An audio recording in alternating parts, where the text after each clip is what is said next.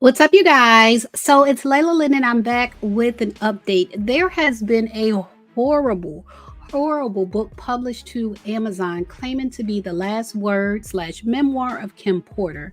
Now, in this video, I am including almost a page by page book review of the book because I did order the book, and yes, I am getting my money back. But this book is basically fan fiction, and it's taken away from the truth of what's going on in the situation.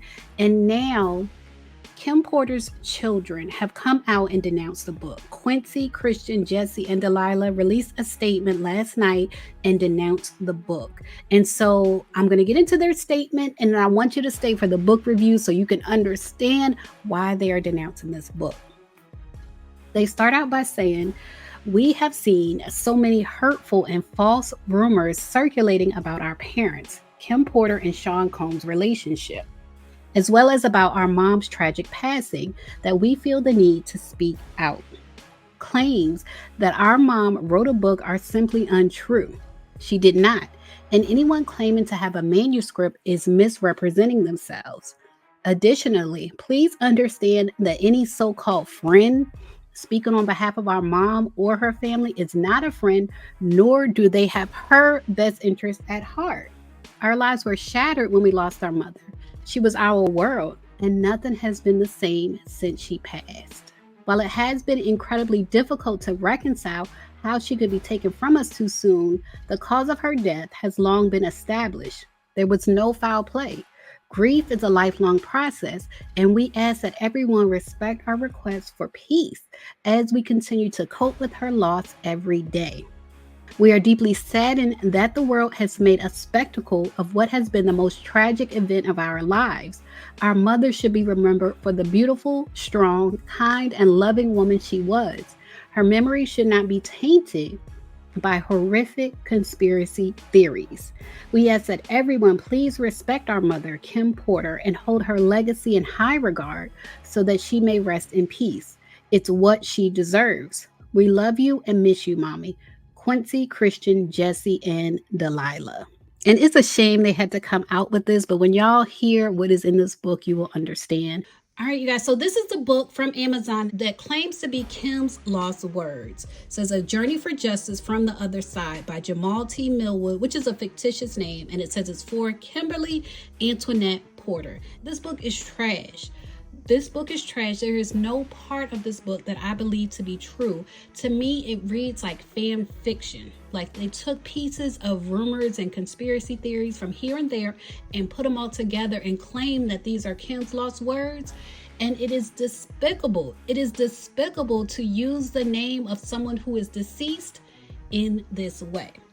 Now, you guys know I do believe Diddy is responsible for the passing away of more than a few people. That's my personal opinion. But at the same time, this book is trash. And I don't believe these to be Kim's lost words. So it opens up with a disclaimer that lets you know like what type of time it's on from the start. It lets you know it's trash from the start. This author has the nerve to say, one of Kim Porter's final wishes was for this memoir/diary to be made public.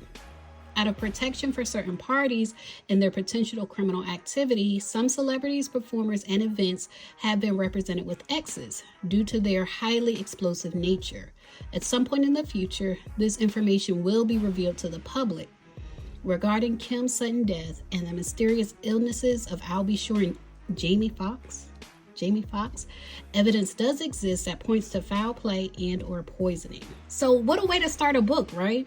And I feel like if this was real, it would not start that way. Like mentioning Jamie Foxx, poisoning, all of that, it would not start that way.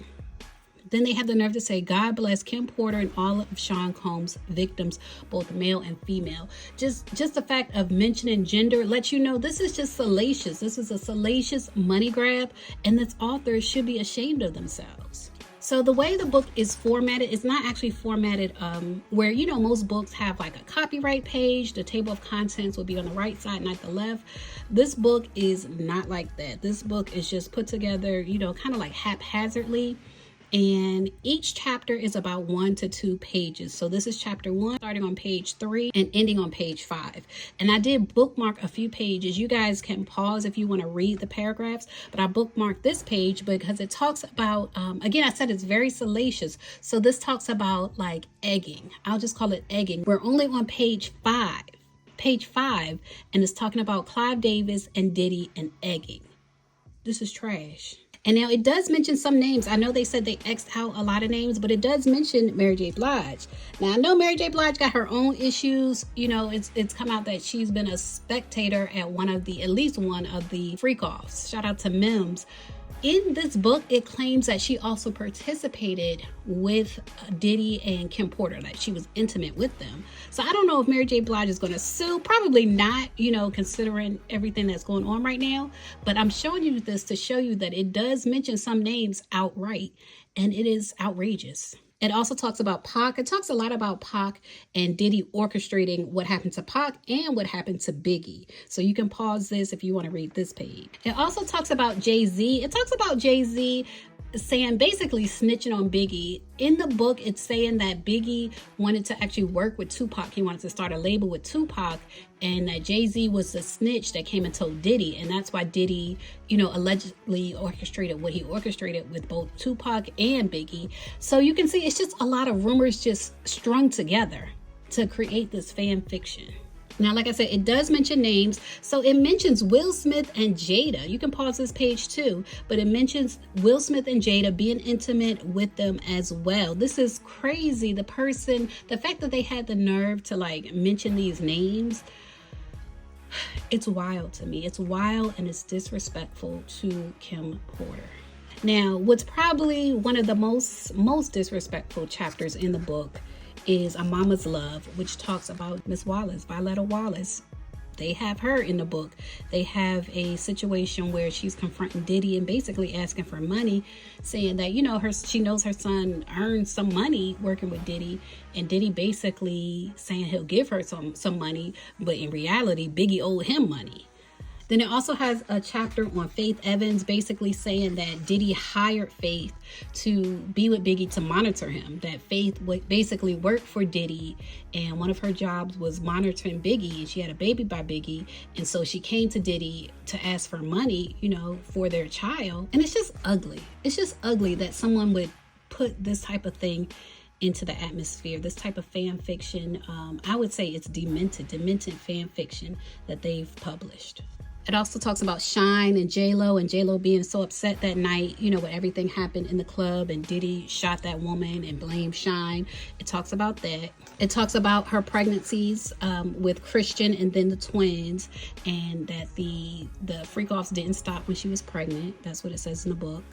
And it talks about how when she would try to break up with him and date other people, that those people would end up dying of pneumonia, which is like a common theme throughout the book. So like I said, it's like a lot of rumors just strung together to create this book. And now, while personally I do think Diddy is guilty of a lot of things, this book to me just reads like fan fiction, demented fan fiction. And so in the closing chapter, it talks about her basically being sick, writing the book while she's sick, and texting her friends basically saying that Diddy got her. He got her. She felt like she had pneumonia, and she felt like Diddy got her. That's how the book ends. It's such a shame that someone would disrespect this woman's memory like this to put this type of book on the market.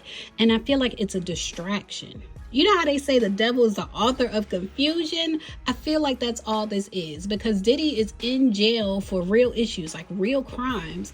And for someone to put out this type of book and to cause this type of chaos, I feel like it takes away from the real issues and the real crimes that Diddy has committed.